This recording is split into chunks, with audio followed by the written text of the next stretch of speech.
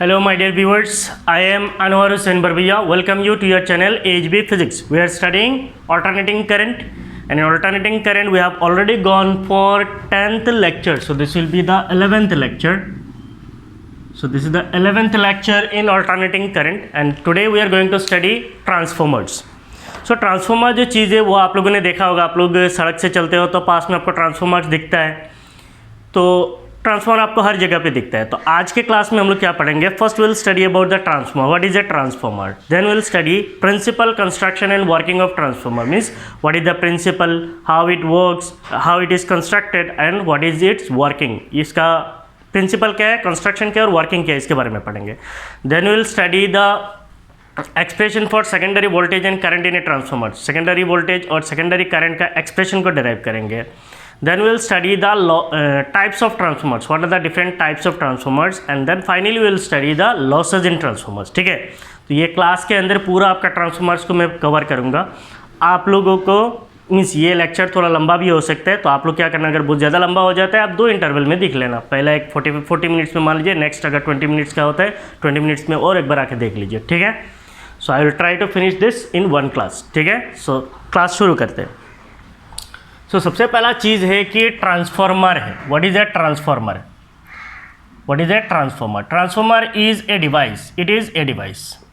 तो कोई भी एक डिवाइस होता है तो डिवाइस का वर्क भी होता है। What is the working of transformer, means transformer करता क्या है। तो बेसिकली क्या होता है, जो पावर जनरेटिंग स्टेशन होता है, जो पावर जनरेटिंग स्टेशन है मीन्स जहाँ पे इलेक्ट्रिसिटी को जनरेट किया जाता है, पावर जनरेटिंग स्टेशन के अंदर जो जनरेटर होता है, उन जनरेटर का जो आउटपुट होता है, जनरेटर का जो आउटपुट होता है वो 11 किलो वोल्ट्स में होता है। कितना में होता है, 11 किलो वोल्ट्स में होता है। 11 केवी तो आपको पता है, 11 केवी का मतलब कितना है, 11,000 वोल्ट है। ठीक है, पावर जनरेटिंग स्टेशन जो है वो बहुत दूर पे होता है। मान लीजिए कहीं एक पावर जनरेटिंग स्टेशन जो है 2000 किलोमीटर दूर है। आपको पता है पावर जनरेटिंग स्टेशन जहाँ पे पानी को स्टोर किया जाता है, वहाँ पे क्या किया जाता है, इलेक्ट्रिसिटी को जनरेट किया जाता है। और हमारा जो सप्लाई है, ये जो सप्लाई है 2000 किलोमीटर है, तो यहाँ पे लॉन्ग डिस्टेंस ट्रांसमिशन होता है।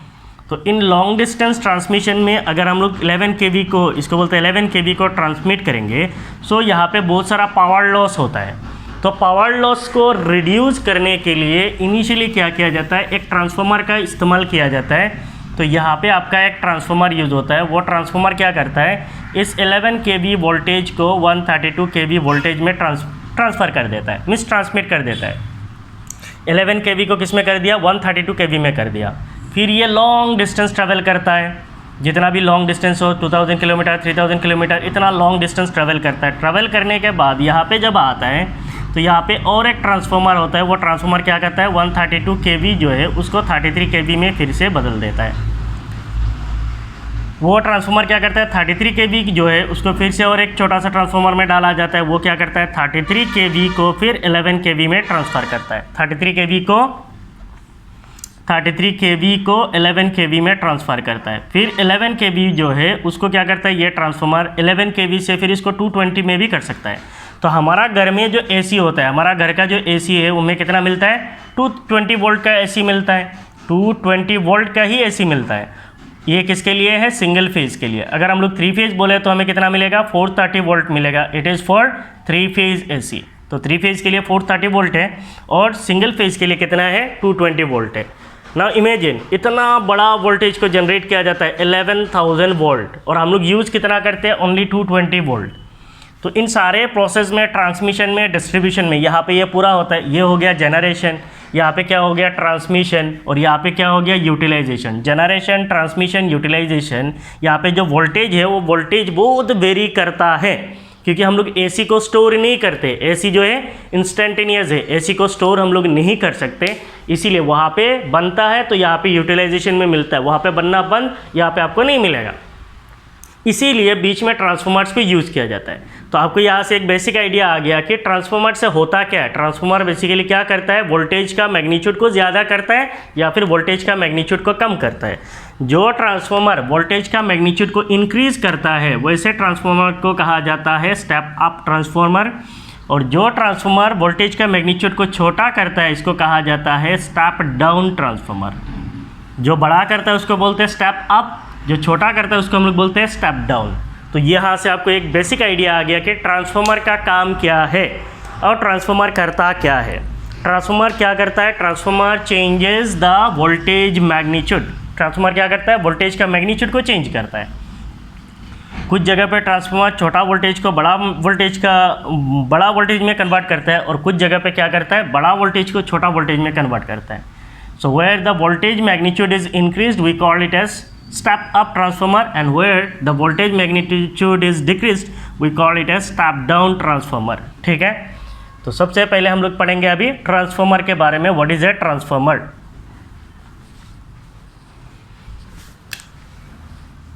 What is a transformer? A transformer is a device. A transformer is a device used to transform. Used to transform कहा जाता है इसको। Used to transform. Transform का मतलब है change. A transformer is a device used to transform or change the alternating voltage magnitude. Change the alternating voltage magnitude. Alternating voltage magnitude from lower to higher magnitude. Lower to higher, छोटा से बड़ा, तो ये हो गया step up. lower to higher magnitude or from higher to lower magnitude. Higher to lower magnitude. तो simply हमें transformer जो है it is not a converting device. जैसे आप लोगों ने जनरेटर पढ़ा, what is a generator? A generator converts mechanical energy into electrical energy. तो जनरेटर क्या करता है? मैकेनिकल एनर्जी को इलेक्ट्रिकल एनर्जी में बदल देता है, एनर्जी को ही चेंज कर देता है। लेकिन ट्रांसफार्मर कन्वर्ट नहीं करता। ट्रांसफार्मर क्या करता है?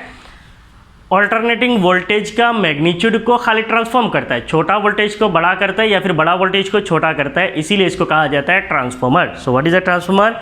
It is a device to transform the alternating voltage magnitude from higher to lower magnitude और from lower to higher magnitude. Next आता है principle. What is the principle of transformer? Principle कौन सा प्रिंसिपल पे काम करता है?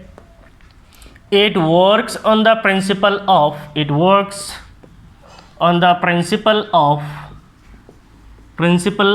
Mutual induction. आप लोगों ने पढ़ा था self induction and mutual induction. Self induction में क्या होता है? जहाँ पे किसी एक कॉइल के अंदर से अल्टरनेटिंग करंट फ्लो होता है, उसी कॉइल में अगर कोई इंड्यूस्ड ईएमएफ पैदा हो जाता है, उस ईएमएफ को कहा जाता है सेल्फ इंड्यूस्ड ईएमएफ। उस फेनोमेनन को कहा जाता है self induction phenomenon. Mutual induction में क्या होता है? जब किसी एक कॉइल में टाइम वेरिंग करंट फ्लो होता है, उसकी वजह से उसके पास वाले किसी और कॉइल में अगर इंड्यूस्ड ईएमएफ आ जाता है, उस फेनोमेनन को हम लोग क्या बोलते हैं? Mutual induction. तो ट्रांसफार्मर किस प्रिंसिपल पे काम करता है? It works on the principle of mutual induction.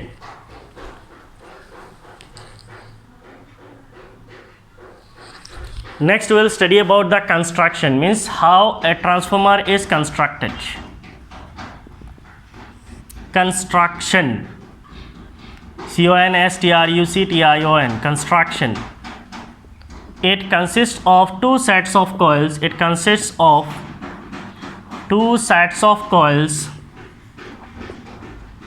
It consists of two sets of coils called the primary and the secondary. Called the primary and the secondary. It consists of two sets of coils called the primary. Primary का मतलब है input side and secondary. It consists of two sets of coils called the primary, that is input side, and secondary इसका मतलब है output side. It consists of two sets of coils called primary and secondary. The two sets of coils are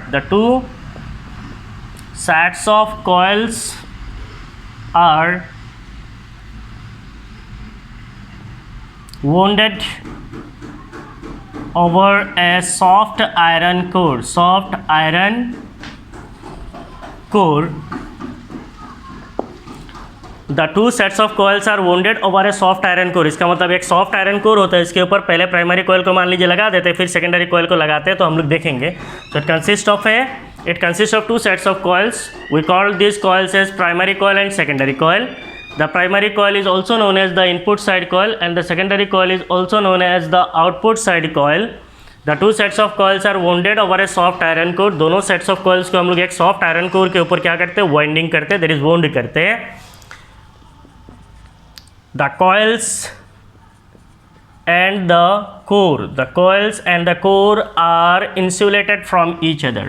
Are insulated from each other. तो यहाँ पे जो दो sets of coils होता है, दोनों कॉइल्स और कोर, ये सारे जो है एक दूसरे से इंसुलेटेड रहता है. मीन्स किसी एक का करंट दूसरे में फ्लो नहीं होता है, इंसुलेशन रहता है, प्रॉपर इंसुलेशन में रहता है. ठीक है. सो पहले आप इस इंट्रोडक्शन को लिख लीजिए. What is a transformer, explain the principle, construction and working, then will explain the working. तो पहले आप प्रिंसिपल और कंस्ट्रक्शन यहाँ तक लिख लीजिए.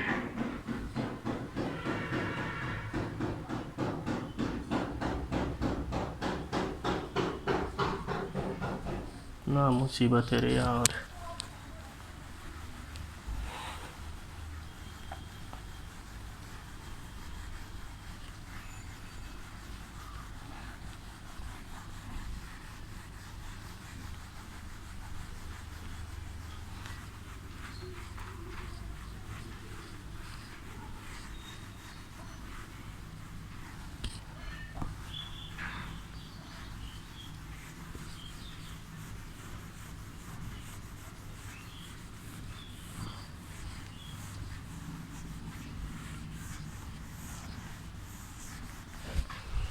So now we'll study about the construction of transformer. अगर हम लोग ट्रांसफॉर्मर देखेंगे तो ट्रांसफॉर्मर में क्या होता है, एक कोर होता है,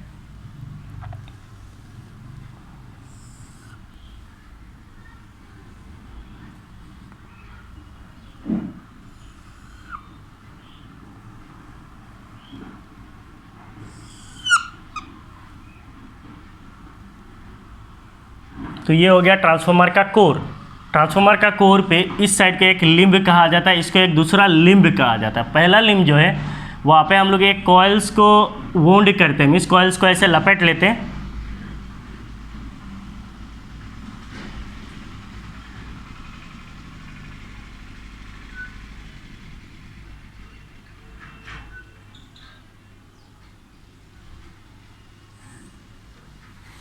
तो ऐसे एज्यूम करो, ऐसे एक कॉइल को हम लोगों ने ऐसे लपेट लिया है. ठीक है.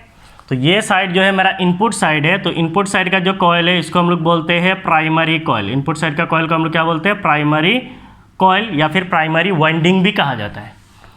और जो ये सेकेंडरी साइड है, आउटपुट साइड है, यहाँ पे जो मैं नंबर ऑफ टर्न दे रहा हूँ वो देखो दोनों अलग अलग देना है आपको. ठीक है. यहाँ पे कितने टर्न मैंने ड्रॉ किया है, 1 2 3 4 5 6 7 8. यहाँ पे मैंने 8 टर्न्स ड्रॉ किया है. और यहाँ पे मैंने कितने टर्न ड्रॉ किया है, 1 2 3 4 5 6. मीन्स यहाँ पे मैंने 6 टर्न ड्रॉ किया है. इसका मतलब यहाँ पे नंबर ऑफ टर्न्स ज़्यादा है, यहाँ पे नंबर ऑफ टर्न्स कम है. दोनों का सेम नहीं देना, आगे आपको पता चलेगा क्यों नहीं देना है. ठीक है. ये जो इनपुट साइड है, इस इनपुट साइड का अगर EMF को बोलता हूँ मैं AC EMF है. से the input side EMF is ES.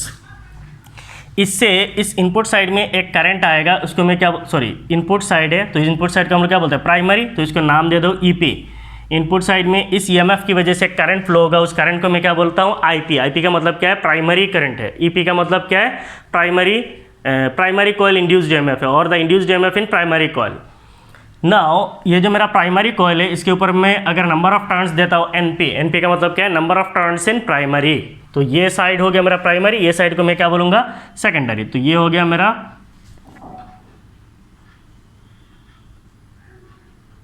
Secondary coil या फिर सेकेंडरी वाइंडिंग. सेकेंडरी कॉइल या सेकेंडरी वाइंडिंग में मान लीजिए नंबर ऑफ टर्न्स जो है NS है. सेकेंडरी कॉइल में एक इंड्यूस्ड EMF इंड्यूस होगा, say that induced EMF is ES. Secondary coil में जो इंड्यूस्ड EMF होगा से इट इज ES है. इस कॉइल में करंट का मैं ओवरऑल डायरेक्शन कैसे लिया, क्लॉकवाइज. तो यहाँ पे कैसे होगा, एंटी क्लॉक, उल्टा, क्योंकि ये एक्शन है ये रिएक्शन है. तो यहाँ पे जो सेकेंडरी करंट होगा, what will be the secondary current, that secondary current is से IS. नाउ प्राइमरी कॉइल जो है, प्राइमरी साइड का एक वोल्टेज होगा, से the voltage across the primary winding is, voltage across primary winding is VP. Primary side में जो voltage है उसका नाम मैंने क्या दे दिया, उसका नाम मैंने दे दिया VP. प्राइमरी जो सेकेंडरी जो कॉयल है, इस सेकेंडरी कॉयल के ऊपर एक पोटेंशियल डिफरेंसेस है, that potential difference is Vs।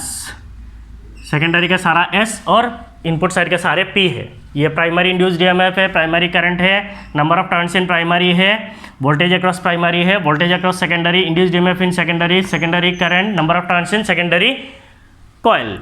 और ये हो गया हमारा ट्रांसफॉर्मर का core. So what is this? This is the core of transformer. इसको हम लोग बोलते हैं कोर।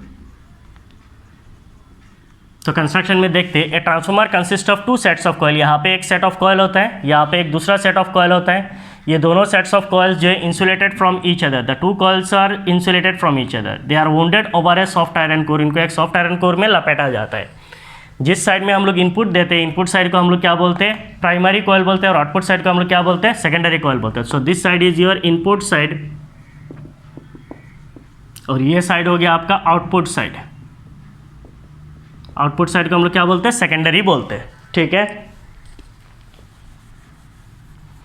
तो ये यार बोल के मैं लिख देता हूँ क्योंकि आप शायद याद नहीं कर पाओगे सारे।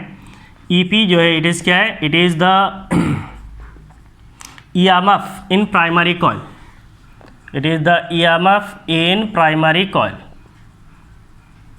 प्राइमरी कॉयल का EMF है। अगर मैं ES बोलता हूँ तो ये क्या है?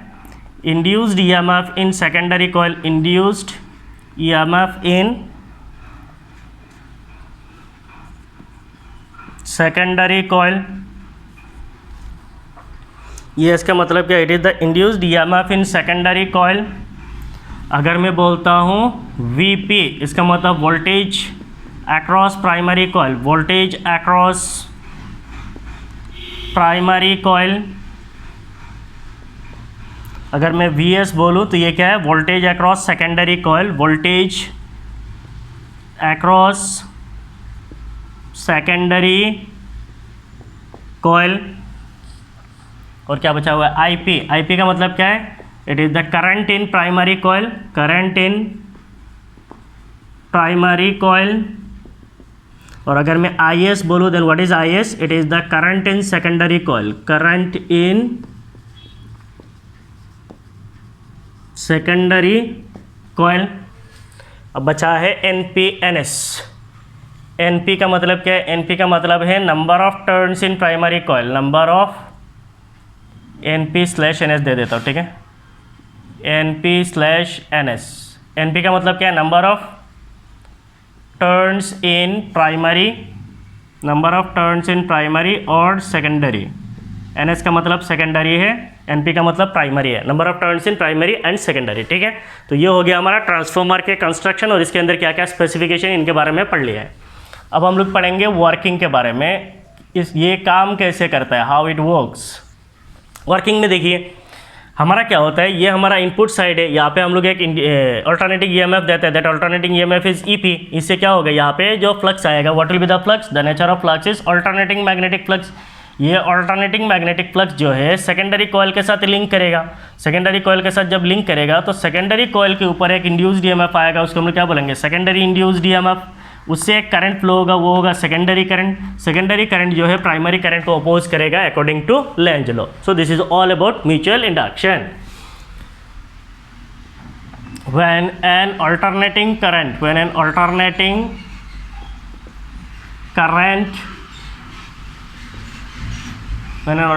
current is passed through primary coil, when an alternating current is passed through primary coil, an alternating magnetic flux is produced. An alternating magnetic flux is produced. This alternating magnetic flux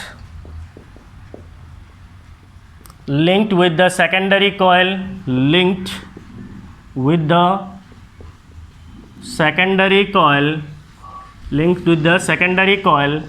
and an EMF is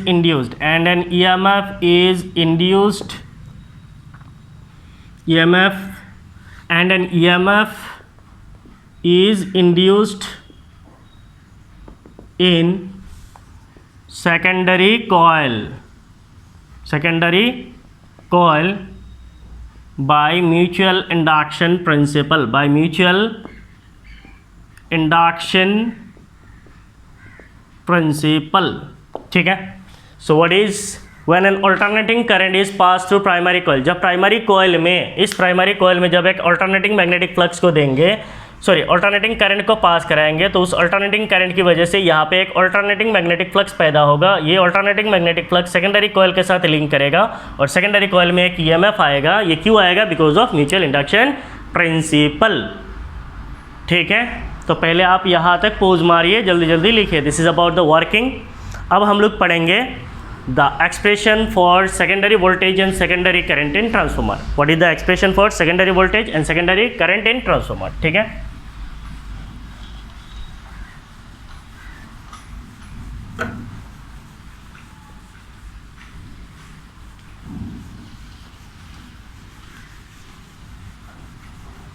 तो ये जो expression है ये basically आपका किसके अंदर आता है? वर्किंग के अंडर पे आता है. Explain about the working of transformer के अंडर पे ही आता है. तो ये तो नीचे ये उड़ा दो सब.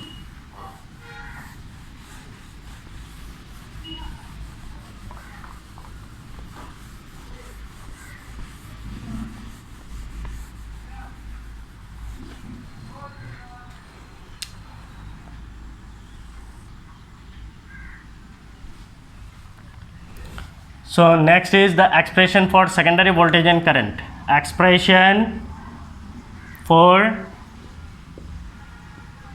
secondary voltage and current in transformer. Transformer के जो सेकेंडरी वोल्टेज और करंट होता है, इनका एक्सप्रेशन हम लोग कैसे डिराइव करेंगे? Expression for secondary voltage and current in transformer. तो सबसे पहले the induced EMF in secondary coil, the induced EMF in secondary coil, the induced EMF in secondary coil is, what is the induced EMF? हम लोग जानते हैं induced EMF is minus N D phi by D T. तो अगर मैं secondary coil के लिए बोलूँ तो क्या होगा? E S, it will be minus N. So secondary coil का नंबर ऑफ टर्न्स आएगा और यहाँ पे क्या आएगा? D phi divided by D T. तो हम लोग लिख सकते हैं the induced EMF in secondary coil is ES is equal to minus NS d phi divided by dt. So this is the induced EMF in secondary coil. The alternating magnetic flux, the alternating magnetic flux in primary coil, the alternating magnetic flux in primary coil induces an EMF in it, induces an EMF in it called self induced EMF. आप लोगों ने पढ़ा था self induced EMF in inductor. So self induced EMF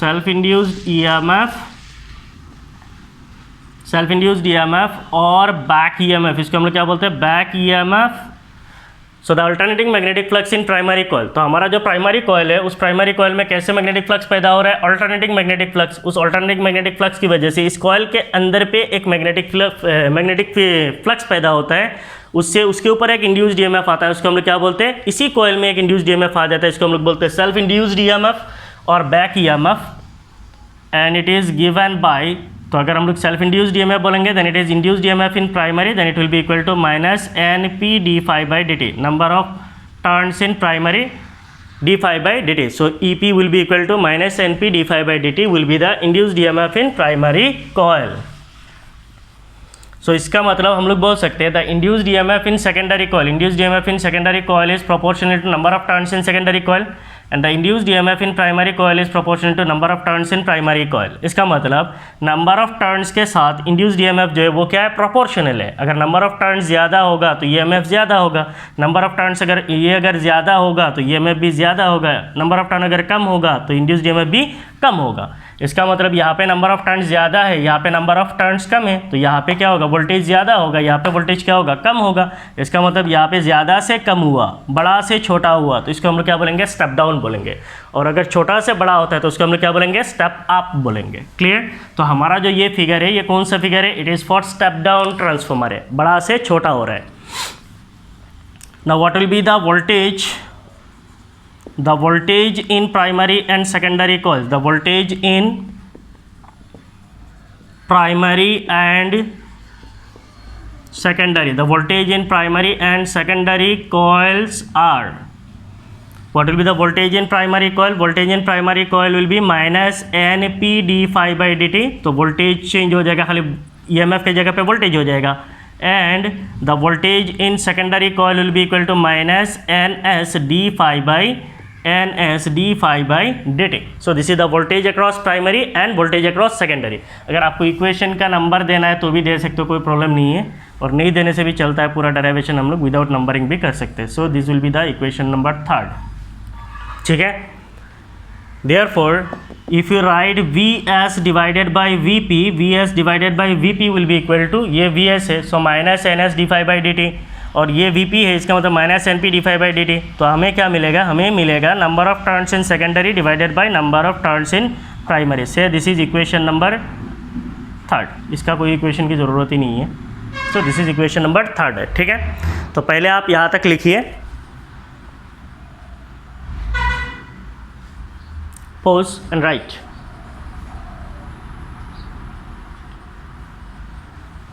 हो गया?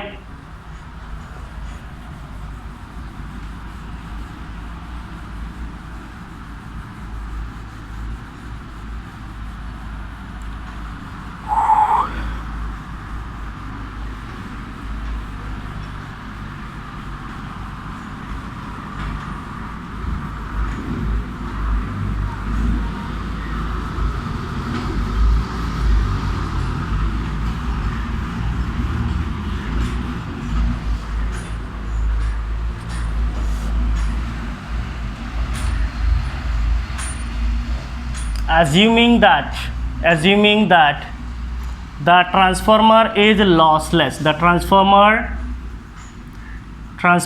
is 100% efficient, that means no energy losses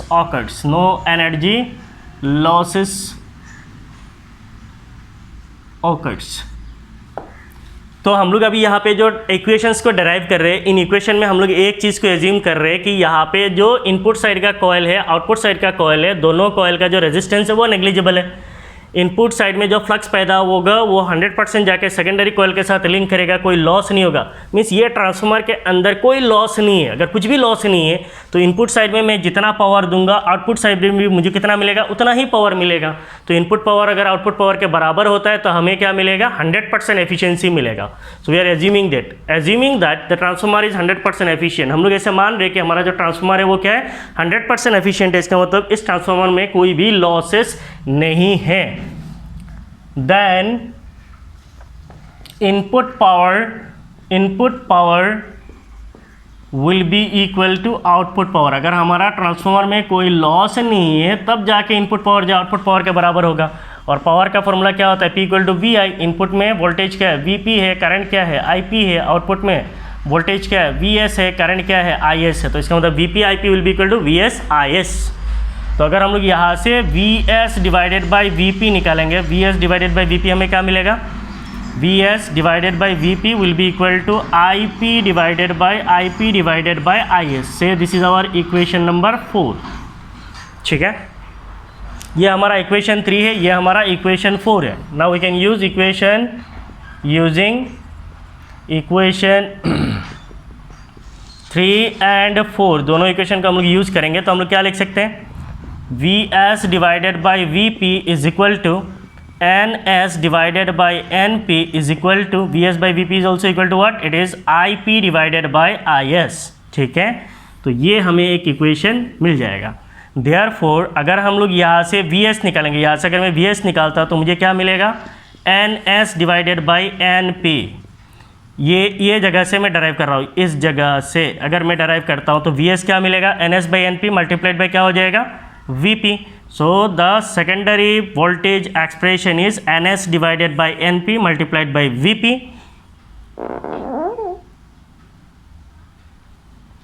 And अगर मुझे secondary current चाहिए तो यहाँ से मैं ये इक्वेशन से मैं करंट निकालता हूँ. कैसे निकाल सकते हैं? Vs by V P is equal to क्या है, I P divided by I S है। तो इसको भी हम लोग नंबर ऑफ टर्न्स में निकालेंगे।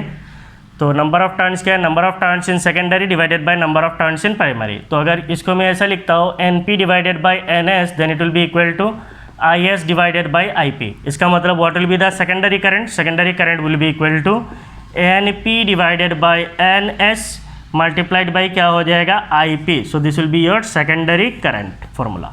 ठीक है, so this are the expression for secondary voltage and secondary current. ठीक है, अभी मैं इसको यहाँ पे रखता हूँ ताकि आपको समझ में आए आगे का प्रोसेस में। N S divided by N P multiplied by क्या होगा, वी पी होगा, and secondary current is I S is equal to N P divided by N S multiplied by I P. ठीक है, तो अभी आप लोग पोज मारिए और यह डेराइवेशन आप कंप्लीट कीजिए।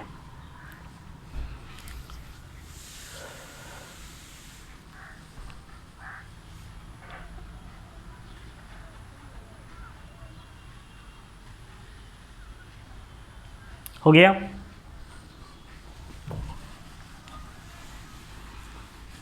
सो हमारे पास अभी तक हम लोगों ने क्या पढ़ा है, ट्रांसफार्मर का principle, construction, working, expression for secondary voltage and current. अभी हम लोग पढ़ेंगे types of transformer, means transformer का क्या क्या टाइप्स होता है, what are the different types of transformers. ये ट्रांसफार्मर जो है एग्जाम के लिए बहुत ज़्यादा इंपॉर्टेंट है, इसके अंदर से हर एक चीज़ आता है। ठीक है, तो अच्छी तरीके से इस टॉपिक को पढ़ना, दो इट इज़ थियोरेटिकल है, ज़्यादा तो मैथमेटिक्स नहीं है इसमें, पूरा चैप्टर में ही आपका इस टॉपिक में, और एलसी ऑसिलेशन में ज़्यादा मैथमेटिक्स नहीं है, लेकिन फिर भी एलसी ऑसिलेशन में है, लेकिन ट्रांसफार्मर में नहीं है, पूरा थियोरेटिकल है, आप पढ़ सकते हो आराम से। अब हम लोग पढ़ेंगे टाइप्स ऑफ ट्रांसफार्मर। तो हम लोग बिगिनिंग से ही पढ़ रहे हैं what are the different types of transformers. There are two types of transformers, these are called primary transformer and secondary transformer, step up transformer and step down transformer. So what is a step up transformer? There are two types of transformer. पहले क्या है, step up transformer। तो simple, जो transformer voltage magnitude को increase करता है, step up transformer, जो transformer voltage का मैग्नीट्यूड को इंक्रीज करता है, उसको हम लोग क्या बोलते हैं, स्टेप अप ट्रांसफॉर्मर बोलते हैं। सो what is a step up transformer? A step up transformer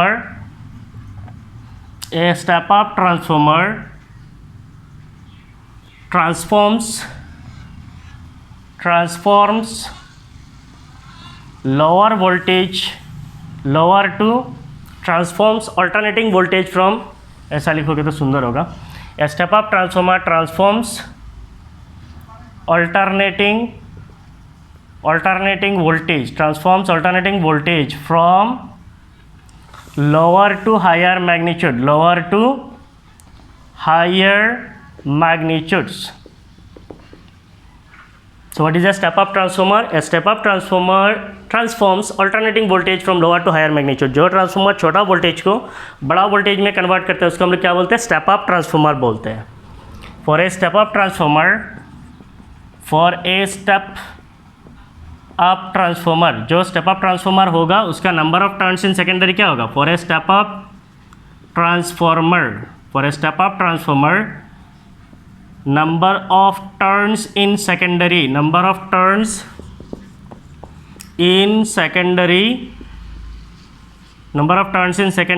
is more as compare to number of turns in primary। इसका मतलब NS is greater than NP।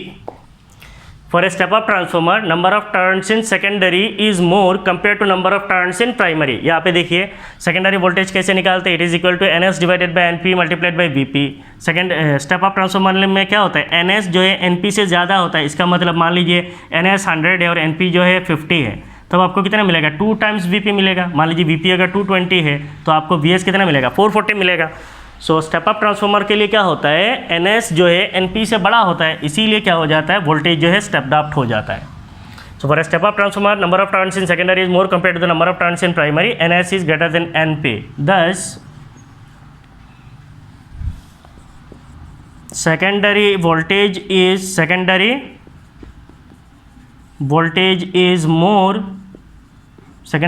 is more compare to primary, जिसकी वजह से secondary जो voltage है वो primary voltage से ज़्यादा होता है। Secondary voltage is more compare to primary, thus secondary voltage is more compare to primary. ना आप इस एक्सप्रेशन में देखिए NS बड़ा है NP छोटा है, इसका मतलब ये नंबर जो आएगा वो क्या आएगा, छोटा आएगा। तो इसका मतलब सेकेंडरी करंट क्या हो जाता है, सेकेंडरी करंट रिड्यूस हो जाता है। And current in secondary coil, current in secondary coil is, current in secondary coil is less as compared to primary, as compared to primary, as compared to primary coil। तो हम लोग बोल सकते हैं current in secondary is less compare to the primary coil.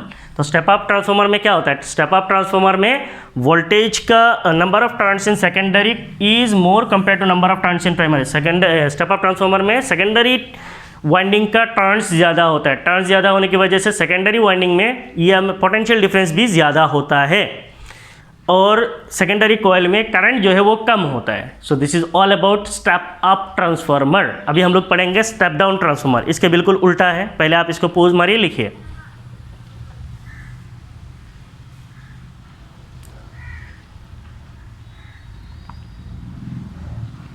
हो गया। अब हम लोग पढ़ेंगे step down transformer. So second type of transformer is step down transformer. इसी को मैं चेंज कर दूंगा, एक ए step down transformer, A step down transformer transforms alternating voltage from, यहाँ पे क्या होगा, हायर टू लोअर, क्योंकि छोटा करता है तो इसका मतलब हायर टू लोअर मैग्नीट्यूड। तो secondary a step down transformer transforms alternating voltage from higher to lower magnitude. For a step up नहीं होगा, यहाँ पे क्या होगा, for a step down, for a step down transformer number of turns in secondary is, यहाँ पे more नहीं होगा, क्या होगा, less as compare to number of turns in primary. इसका मतलब number of turns in primary is more compare to number of turns in secondary. The secondary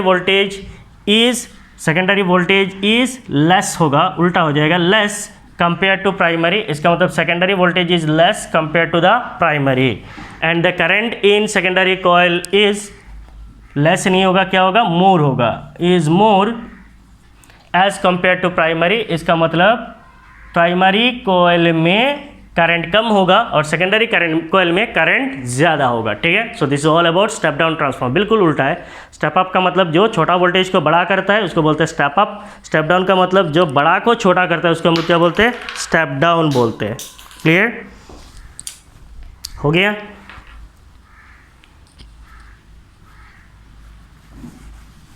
तो अभी हम लोग पढ़ेंगे what are the different types of losses in transformers. Transformer में क्या क्या लॉस होता है, क्योंकि अभी तक हमने क्या पढ़ा है, the transformer is 100% efficient. 100% efficient का मतलब क्या है, इस ट्रांसफार्मर में कोई भी लॉस नहीं है।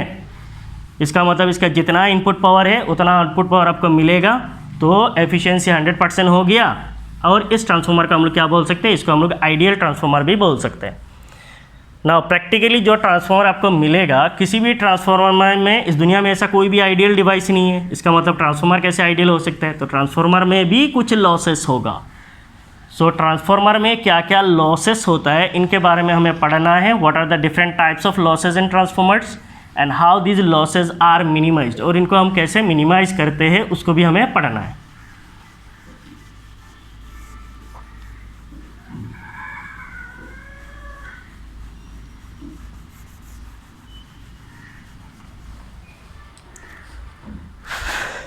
देख लेता हूँ। So now we'll study the various types of losses in transformers.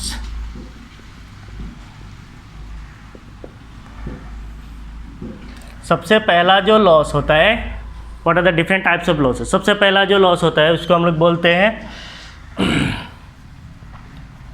Flux leakage loss.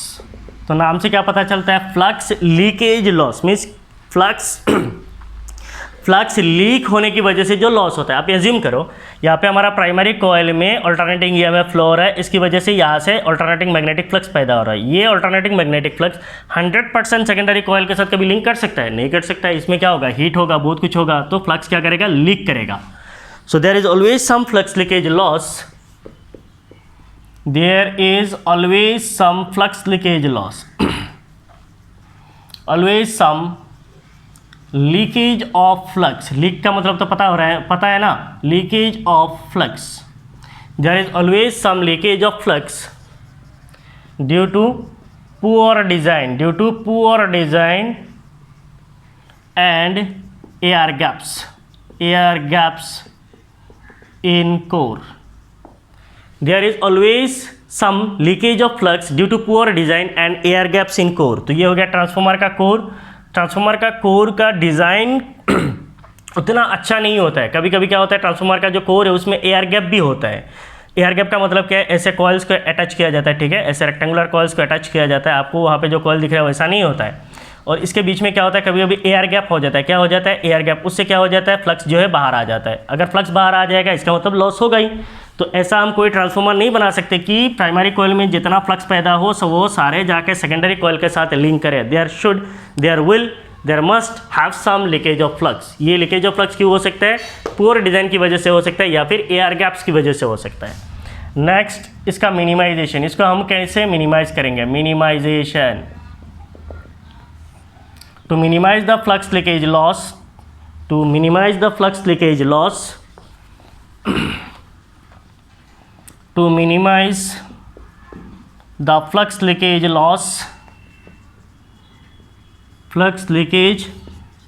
loss, the primary and secondary coils are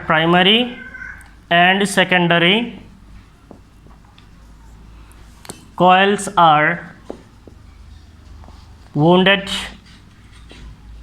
over the same limb।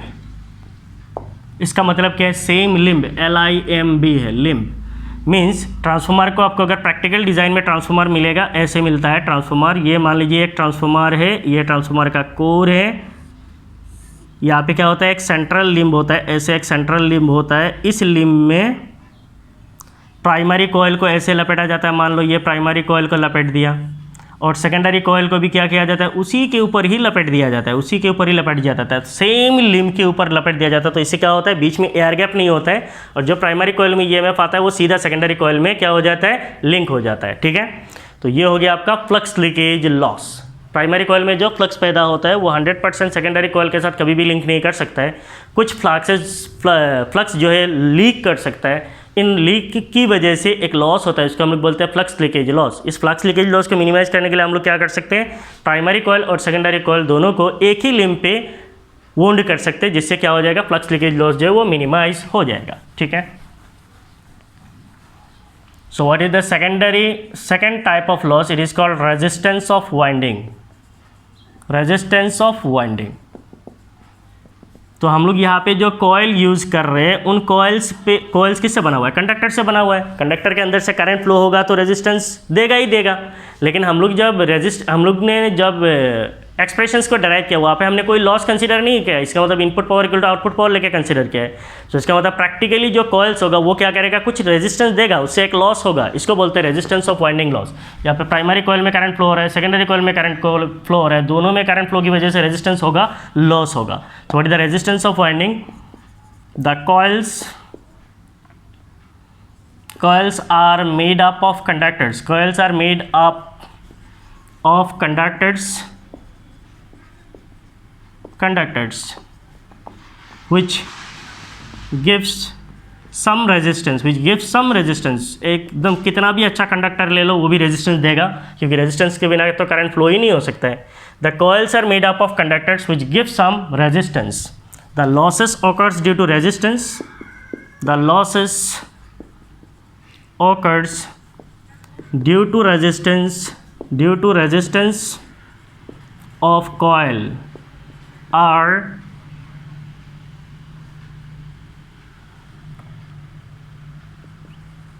Resistance loss भी बोल सकते हैं, आर रेजिस्टेंस लॉस। अब ये रेजिस्टेंस लॉस को कैसे minimise कर सकते हैं? हमें पता है आर इक्वल टू क्या होता है, R is equal to rho l by a. तो अगर एरिया को बड़ा कर देंगे तो रेजिस्टेंस क्या हो जाएगा, छोटा हो जाएगा। इसीलिए जो कॉइल्स होता है उनको हम लोग वायर्स का नहीं बनाते, these are made up of thick metallic plates लिया जाता है, जिससे क्या होता है, बड़ा एरिया हो जाता है। एरिया बड़ा हो जाएगा तो क्या हो जाएगा, एरिया बड़ा हो जाएगा तो रेजिस्टेंस कम हो जाएगा। तो इसीलिए ये कॉइल आपको जैसे वायर का दिख रहा है, प्रैक्टिकली आपको ऐसे वायर का नहीं मिलता है। कैसे मिलता है, थिक मेटालिक स्ट्रिप्स का इस्तेमाल किया जाता है, जिससे क्या हो जाता है, रेजिस्टेंस कम हो जाता है और रेजिस्टेंस लॉस कम हो जाता है। So how can we minimize this loss?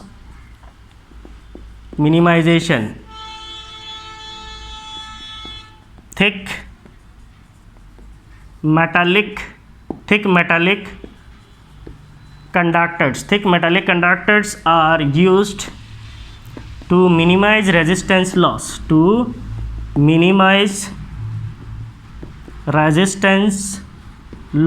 in winding। तो वाइंडिंग से रेजिस्टेंस लॉस को मिनिमाइज करने के लिए क्या किया जाता है, थिक मेटल स्ट्रिप्स का इस्तेमाल किया जाता है, या फिर थिक मोटा कंडक्टर का इस्तेमाल किया जाता है। तो इससे क्या होता है, रेजिस्टेंस लॉस जो है वो कम हो जाता है। ठीक है, आप लोग पोज मारिए, जल्दी लिखिए, और 2 लॉसेस पढ़ना है।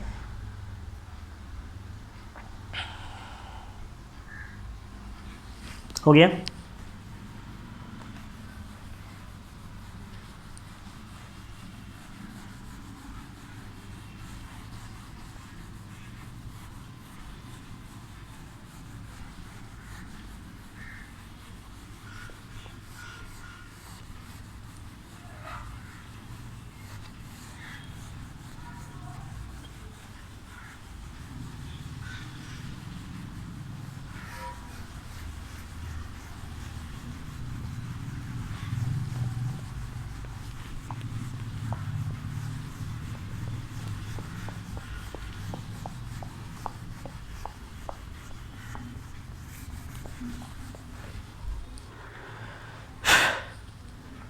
थर्ड टाइप का जो लॉस होता है इसको कहा जाता है eddy current loss. Eddy current हम लोगों ने पढ़ा था कहाँ पे, इलेक्ट्रोमैग्नेटिक इंडक्शन पे। तो यहाँ पे भी एडी करंट लॉस होता है। तो what is eddy current loss? इसमें क्या हो रहा है, अल्टरनेटिंग मैग्नेटिक फ्लक्स पैदा हो रहा है। इससे क्या होता है, यहाँ पे सेल्फ सर्कुलेटिंग करंट पैदा होता है। कहाँ पे, कोर पे सेल्फ सर्कुलेटिंग करंट प्रोड्यूस होने की वजह से कोर हीट होता है, गर्म होता है, और इससे एनर्जी डिसिपेट होता है। इसको हम लोग क्या बोलते हैं, एडी करंट लॉस बोलते हैं। सो हम लोग ऐसे बोल सकते हैं, due to alternating nature of magnetic flux,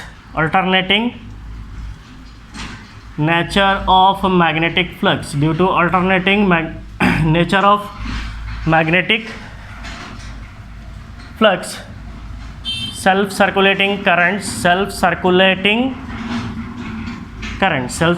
currents को हम लोग क्या बोलते हैं, एडी करंट बोलते हैं। Self circulating currents are called eddy current.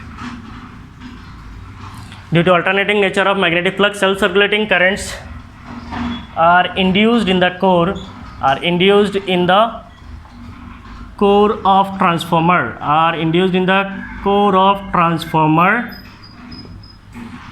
Due to this, the core is heated up, and power loss occurs। तो जिससे क्या होगा, पावर लॉस होगा। इसको मिनिमाइज करने के लिए हम लोग क्या कर सकते हैं, हम लोगों ने पढ़ा था, there are various methods for minimization. So what are the one method is by properly laminating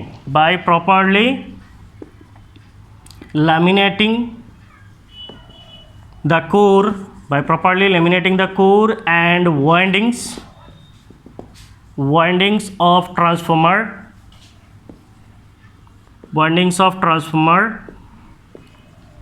eddy current losses can be minimized।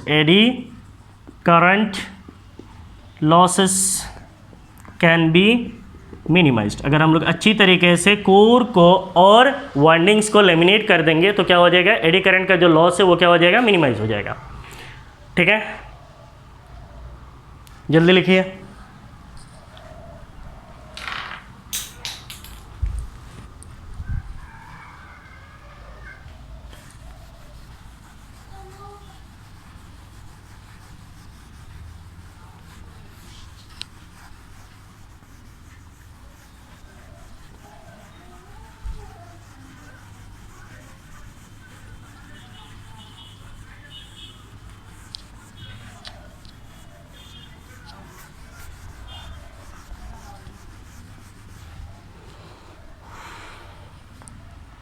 और जो लास्ट होता है it is called hysteresis loss. Hysteresis loss, तो हिस्टेरेसिस हम लोगों ने पढ़ा था कहाँ पे, moving charges magnetism in matter पे। तो हिस्टेरेसिस क्या होता है, अल्टरनेटिंग मैग्नेटिक फ्लक्स की वजह से यहाँ पे क्या होता है, हमारा अल्टरनेटिंग मैग्नेटिक फ्लक्स है, इसका मतलब अल्टरनेटिंग करंट की वजह से अल्टरनेटिंग फ्लक्स पैदा होगा। इसका मतलब इसका जो फ्लक्स है, फ्लक्स का पोलैरिटी भी चेंज होगा। फ्लक्स का पोलैरिटी चेंज होगा तो यहाँ पे कोर पे जो मैग्नेटाइजेशन होता है वो भी क्या होगा, अल्टरनेट करेगा, चेंज करेगा। सो the magnetization of core, the magnetization of core is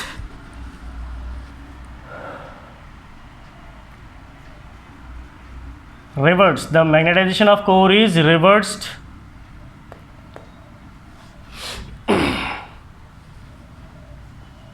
for every cycle of AC. For every cycle of AC, एक AC साइकिल का एक बार पॉजिटिव होता है, एक बार निगेटिव होता है। तो एक बार मैग्नेटाइजेशन ऐसे होगा तो दूसरा बार मैग्नेटाइजेशन ऐसे होगा, फिर ऐसे होगा, फिर ऐसे होगा। इसका मतलब due to alternating nature the magnetization also alternate. So the magnetization of core is reverse by the reverse for every cycle of AC. Due to this core is heated up.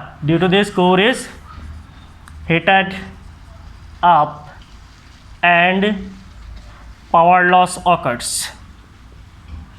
तो मैग्नेटाइजेशन चेंज होने की वजह से भी क्या होता है, core heat होता है और पावर लॉस होता है। इस लॉस को हम लोग बोलते हैं hysteresis loss. And how can we minimize this hysteresis loss? So minimization is, to minimize the hysteresis loss we have to choose the materials. How can we minimize? We can minimize it by selecting the materials that have, by selecting the materials of the core, by selecting the materials of the core that has low hysteresis loss. Hysteresis loss. तो hysteresis loss आपको समझ में आ गया। Means transformer के अंदर एक loss होता है मैग्नेटाइजेशन की वजह से, उसको हम लोग क्या बोलते हैं, हिस्टेरेसिस लॉस बोलते हैं। मैग्नेटाइजेशन कैसे होता है, अल्टरनेटिंग करंट है, इससे अल्टरनेटिंग मैग्नेटिक फ्लक्स होगा। अल्टरनेटिंग मैग्नेटिक फ्लक्स से क्या करेगा, एक बार इधर मैग्नेटाइज करेगा, फिर इधर मैग्नेटाइज करेगा, फिर इधर करेगा, फिर उधर करेगा।